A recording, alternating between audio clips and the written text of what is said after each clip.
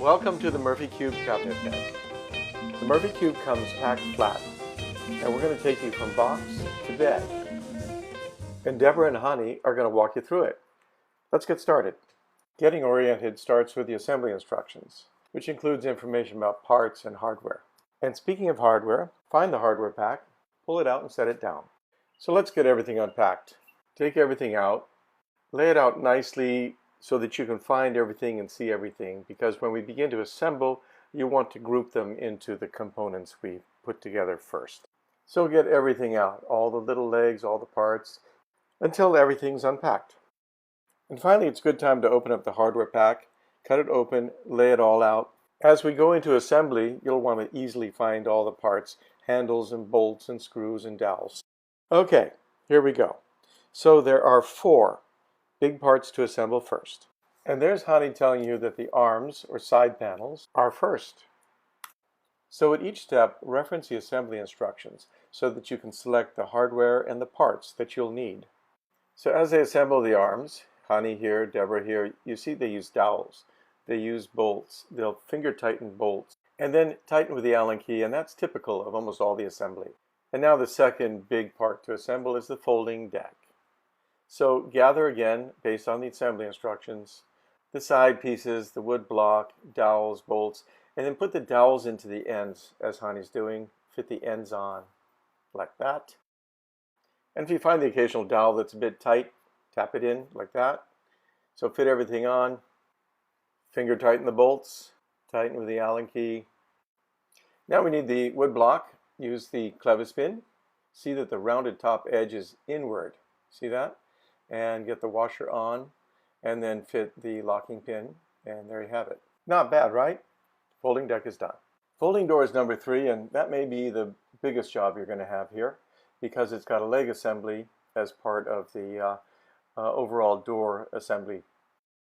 And here we have barrel nuts, and we have to get the alignment right. Watch how the hole is facing forward, and then when you start to assemble, you want to be sure they're aligned. The crosses on these barrel nuts give you some adjustment if you need to make sure it's aligned properly. And then you tighten it up and you have a leg assembly like that. Okay, we filmed it with the latch facing up right there so that you have the right orientation to assemble the leg assembly to the folding door. And the first step is to fold up that folding rail and then get your dowels into place like that. And again, we have barrel nuts. Get them oriented right. See, the hole is facing outward like that. Leg fits on the dowel. Bolts are fed in from the other side. Finger tightened. And then use the Allen key to tighten it all up. And finally now, feed the short bolt through the bracket into the threaded insert nut. And we get the leg assembly fully attached to the folding door, and we're done with part 3. Okay, and Hani wants you to know it's part 4, the last of the big assembled parts, the top. So here we've gathered the parts for the top, the side panels, the hardware. Getting oriented is important. Felt over the edge. There's no overhang. This is the rear where the labels are. The front has a little bit of an overhang on that rail. Again, getting oriented correctly at the rear. Felt overhang. And the rail has no overhang. So with the dowels in place, fit the panels, put your bolts in, but importantly now there's a bracket that needs a screw on each side. 2 screws, that's it.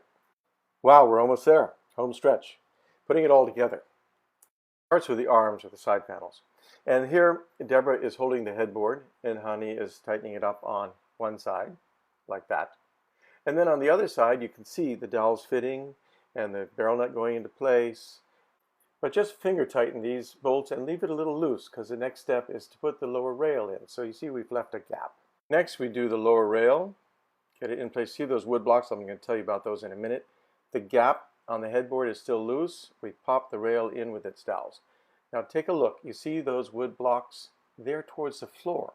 They're lower. Okay, make sure they're oriented correctly.